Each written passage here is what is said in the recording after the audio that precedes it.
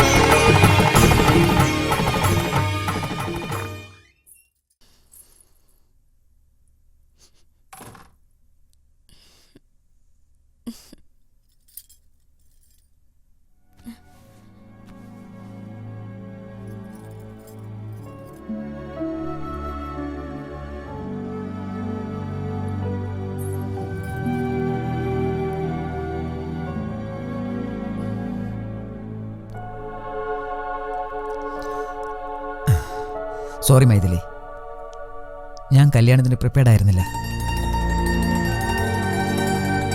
കല്യാണം എന്നത് രണ്ടുപേരെ കൂട്ടിച്ചേർക്കും, രണ്ടുപേരെയും ഒന്നാക്കി മാറ്റില്ല. നോക്കൂ, നിന്നെക്കുറിച്ച് എനിക്കറിയാവുന്നത് നിന്റെ പേര് Maithili, height 5'6", education masters and business management, good looking girl from good family. അത്രേ ഉള്ളൂ. അതിനപ്പുറം എനിക്കൊന്നും അറിയില്ല. എനിക്കറിയാവുന്നത് ഫസ്റ്റ് നൈറ്റ് എന്നാൽ സുഖത്തെ തേടി പോകുന്നതല്ല, സ്നേഹം പങ്കുവയ്ക്കുന്നതാണ്.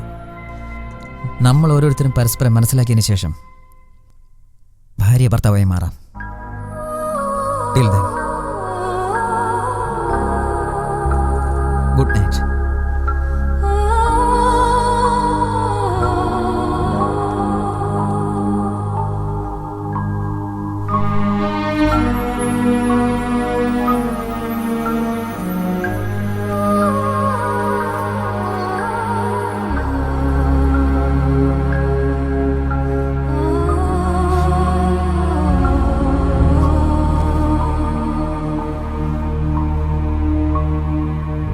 Oh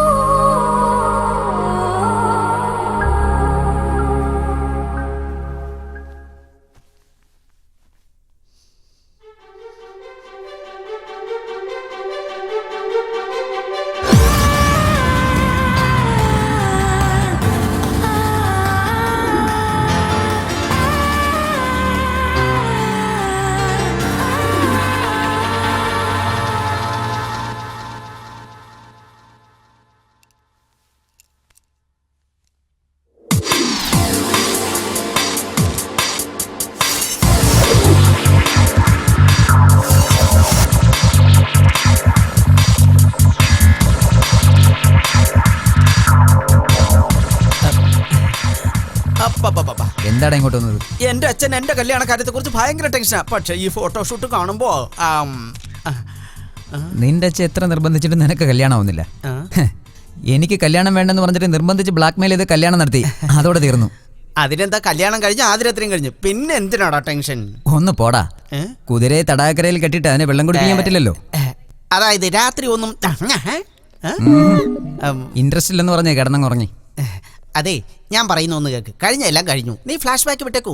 മൈഥിലിയോടെ നല്ല ഫ്യൂച്ചർ പ്ലാൻ ചെയ്യൂ. അല്ലാതെ ഇങ്ങനെ പോയാൽ ഉള്ളതും പോകും ഇല്ലാത്തതും പോകും, അവസാനം ദുഃഖിക്കേണ്ടി വരും. ഡാ, അവിടെ വെറുതെ ഇരിക്കുന്ന ആ മോഡലില്ലേ, അവളെ പോയി ലൈൻ അടിക്ക്. എനിക്ക് ഇവളെയാ ഇഷ്ടം. പിന്നെ പിന്നെ ഡാ, എന്താടാ മൂഡൌട്ടായിരിക്കുന്നത്? ചെറുപ്പം മുതൽ എല്ലാവരുടെയും ലാളനയും സ്നേഹവും ഏറ്റ അവൾ വളർന്ന് എന്നെയും എൻ്റെ മോളെയും അവളുടെ അമ്മ തനിച്ചാക്കിയിട്ട് പോയി. രാത്രിയിൽ പേടിച്ച് കരയുന്ന അവളെ ഒന്ന് സമാധാനിപ്പിക്കാൻ പോലും ആരുമില്ലാതായിപ്പോയി. ബിസിനസ്സിലെ തിരക്ക് കാരണം ഞാൻ മൈഥിലി ഹോസ്റ്റലിൽ കൊണ്ടുപോയി ചേർത്തു. പക്ഷേ ഇപ്പോഴും ഒരു അച്ഛൻ്റെ സ്നേഹവും ലാളനയും അവൾക്ക് കൊടുക്കാൻ എനിക്ക് സാധിച്ചില്ല. സോറി മൈഥിലി, ക്ഷമിക്കുമോളെ. ഡാഡി പ്ലീസ് അങ്ങനെ പറയില്ല ഡാഡി. പക്ഷേ ഈ നിമിഷം മുതൽ എൻ്റെ മകളെ സ്വന്തം മകളെ പോലെ സ്നേഹിച്ച് നല്ലൊരു യുവാവിൻ്റെ കയ്യിൽ ഏൽപ്പിച്ച് നല്ലൊരു അച്ഛനാണെന്ന് നിങ്ങൾ തെളിയിച്ചു. നോക്ക് മോളെ, ഇപ്പം മുതൽ നിനക്ക് അമ്മയില്ലെന്ന സങ്കടം വേണ്ട. ഞങ്ങൾ എപ്പോഴും നിനക്കൊരു ഫോൺ കോൾ ദൂരേ ഉള്ളൂ. ഇനി 2 ദിവസം കൂടി കഴിഞ്ഞിട്ട് പോയാ പോരാമേ? ഇല്ല മോളെ, രാജുവിന്റെ അച്ഛന്റെ കമ്മിറ്റ്മെന്റ് കാരണം താമസിക്കാൻ പറ്റില്ല. അല്ലെങ്കിലും പുതിയതായി കല്യാണം കഴിച്ച നിങ്ങളുടെ ഇടയിൽ ഞങ്ങൾ എന്തിനാ? രാജു, മൈഥിലി നീ നന്നായി നോക്കിക്കൊള്ളാം. Okay daddy, very good. Come on come on, let's go. പോട്ടെ മോളെ.